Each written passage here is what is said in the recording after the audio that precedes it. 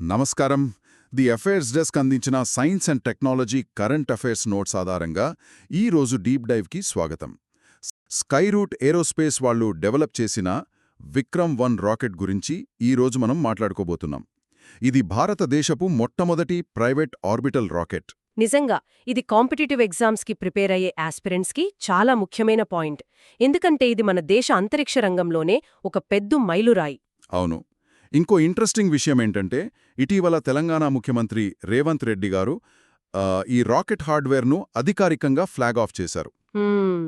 శంషాబాద్లోని GMR aerospace park ఉంది కదా, అక్కడున్న మ్యాక్స్క్యూ ఫెసిలిటీలో దీన్ని తయారు చేశారు. ఇది నిజంగా తెలంగాణకి గర్వకారణమని చెప్పాలి. ఖచ్చితంగా. అయితే నాకొక చిన్న డౌట్.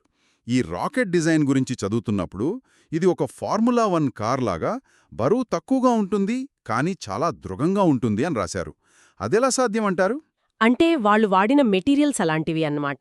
సాంప్రదాయ లోహాలకు బదులుగా అధునాతన కార్బన్ ఫైబర్ కాంపోజిట్ మెటీరియల్స్ వాడటం వల్ల బరువు గణనీయంగా తగ్గుతుంది. బరువు తగ్గితే అంతరిక్షంలోకి వెళ్లేటప్పుడు ఇంధనం ఖర్చు బాగా తగ్గుతుంది. ఓహో, అంటే బహుళ ఉపగ్రహాలను చాలా తక్కువ ఖర్చుతో పంపొచ్చనమాట. చాలా స్మార్ట్ డిజైన్ కదా ఇది. అవునండి.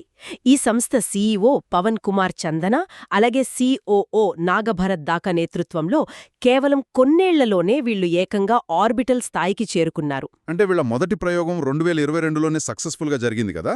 అంత తక్కువ టైంలో ఇంత ప్రోగ్రెస్ అంటే గ్రేట్ అసలు. త్వరలో శ్రీహరికోట సతీష్ ధావన్ స్పేస్ సెంటర్ నుంచి ఈ విక్రమ్-1ని ప్రయోగించనున్నారు. కరెక్టే. గత ఏడాది దావోస్ పర్యటనలో స్కైరూట్ సంస్థ తెలంగాణ ప్రభుత్వంతో ఒక ముఖ్యమైన ఎంఓయు కుదుర్చుకుంది. ఇలాంటి ఒప్పందాల వల్ల స్థానికంగా ఒక పెద్ద ఎకోసిస్టమ్ డెవలప్ అవుతోంది. వండర్ఫుల్. ఈ ఎకోసిస్టమ్ వల్లేనా మన తెలంగాణ ఇంజనీరింగ్ ఎగుమతుల్లో అంత భారీ వృద్ధి నమోదైంది? నేను ఆ నోట్స్లో చదివాను. కేంద్ర గణాంకాల ప్రకారం 2023-24 నుంచి ఏకంగా 117.9% వృద్ధియట. ఎగ్జాక్ట్లీ. ఒకసారి ఆలోచించండి, 117% అంటే మామూలు జంప్ కాదు. దీనికి ప్రధాన కారణమేంటంటే ఈ విమాన విడిభాగాలు మరియు రక్షణ పరికరాల ఎగుమతులు అమాంతం పెరిగిపోవడమే.